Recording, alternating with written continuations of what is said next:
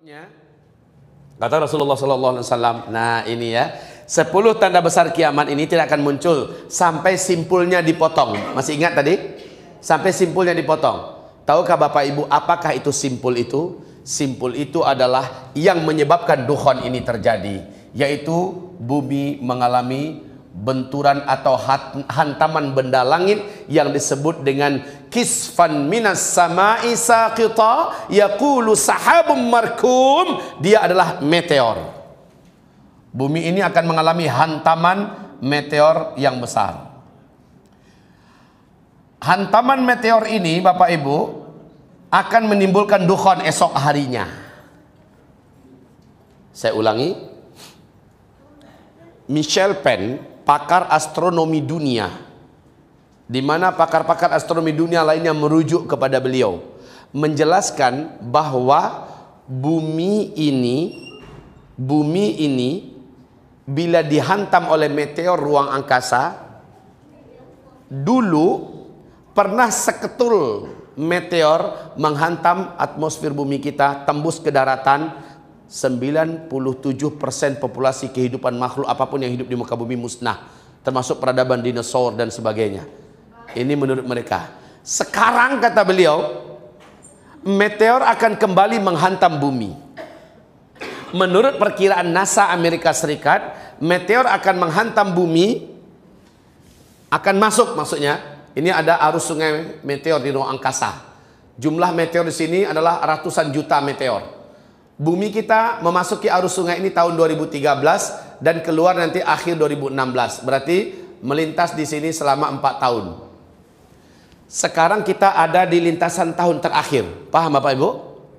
Di ruang angkasa. Peluang bumi kita mengalami benturan demi benturan, diperkirakan ada 1.300 benturan meteor. Ada yang kecil-kecil, ada yang besar. Ternyata yang agak besar pernah masuk ke bumi kita di tahun 2013 di 3 tempat. Yang pertama tanggal 15 Februari 2013, yaitu di Siberia, Rusia. Masih ingat? Masih ingat? Beratnya 10.000 ton.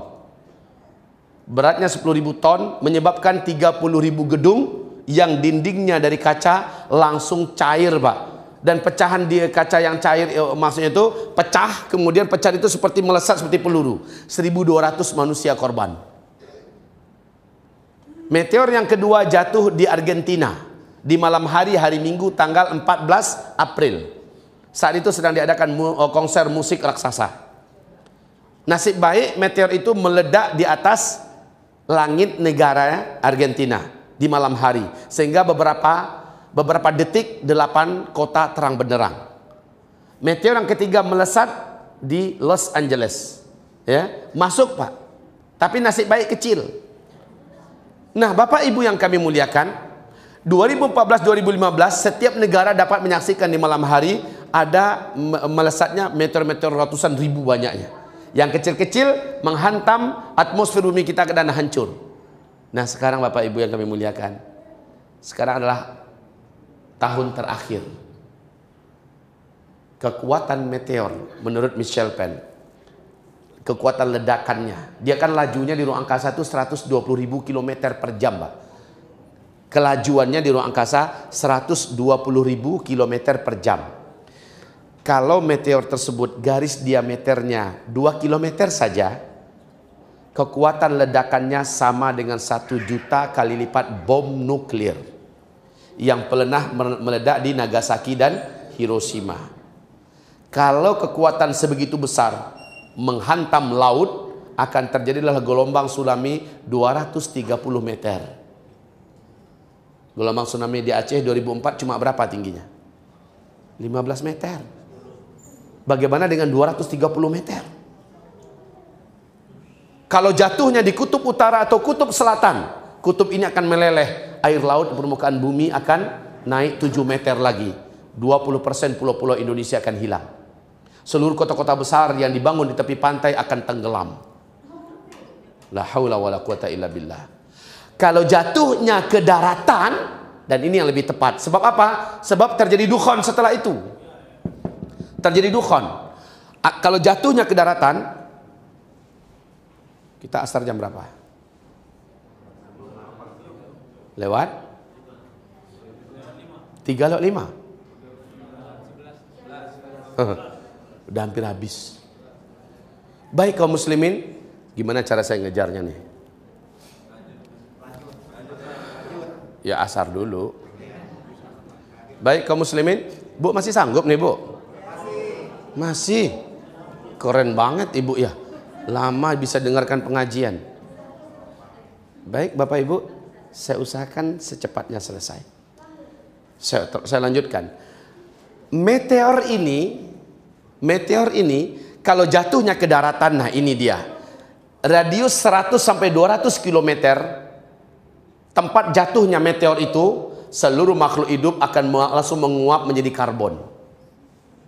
Lalu partikel-partikel akibat ledakan, partikel bumi yang membumbung ke udara sangat tebal dan sangat panas ini Pak, sangat tebal, langsung dibawa oleh gelombang kejut dengan kecepatan 800 km per jam, segera membawa partikel-partikel tebal yang membumbung ke langit tadi, membungkusi bumi. Disinilah terjadinya duhan. Bumi terbungkusi selama 40 hari 40 malam, itu sangat panas, sangat gelap pekat.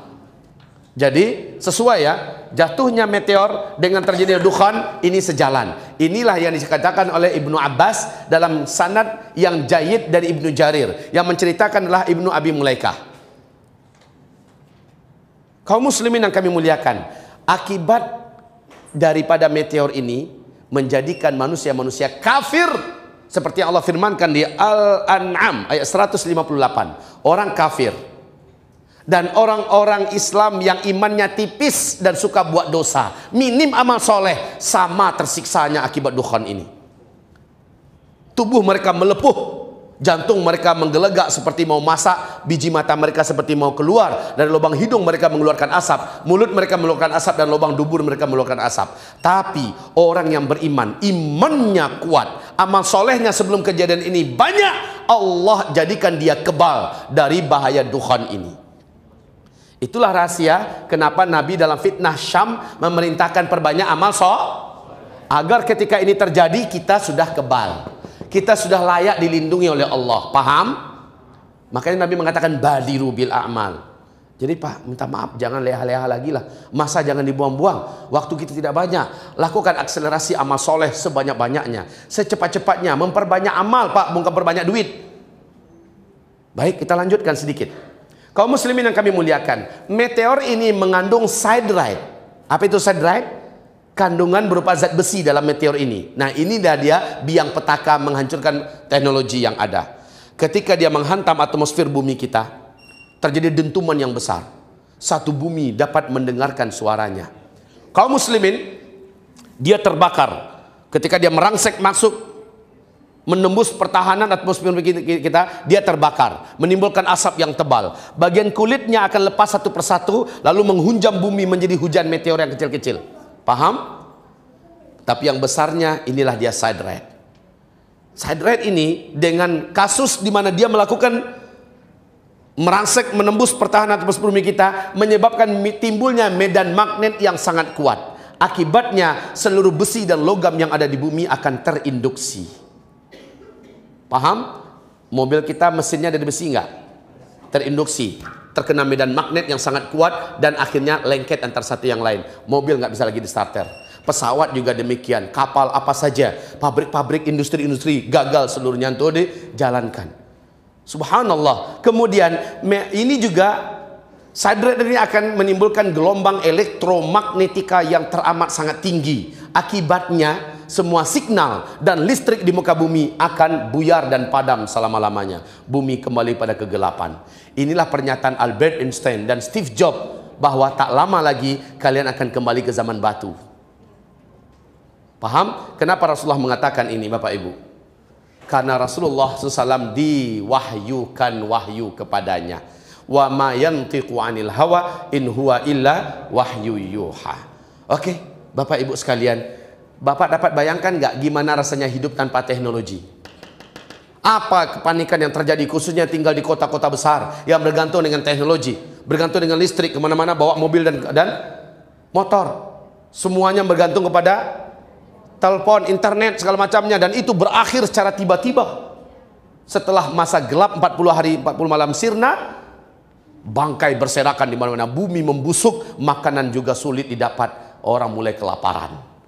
Dapat dibayangkan paniknya kehidupan ketika itu. Wallahi tidak akan mampu kita menjalaninya kecuali orang-orang yang diberi kekuatan hati dan mental yang baja. Dan itu hanyalah orang-orang yang amal solehnya banyak. Sekali lagi saya katakan, sekarang saatnya Bapak Ibu, perbanyaklah amal soleh.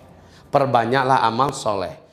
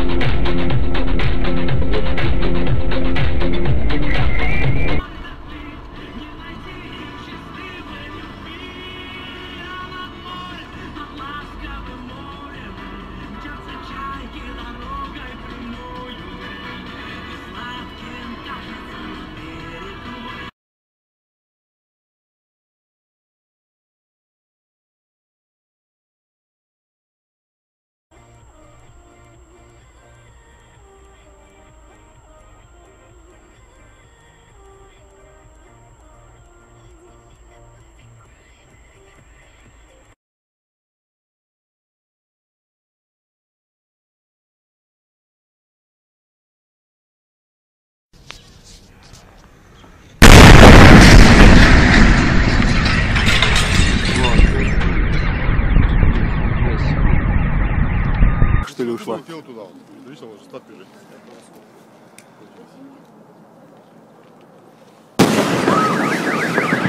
Ебать! Нихуя! Блять, война нахуй!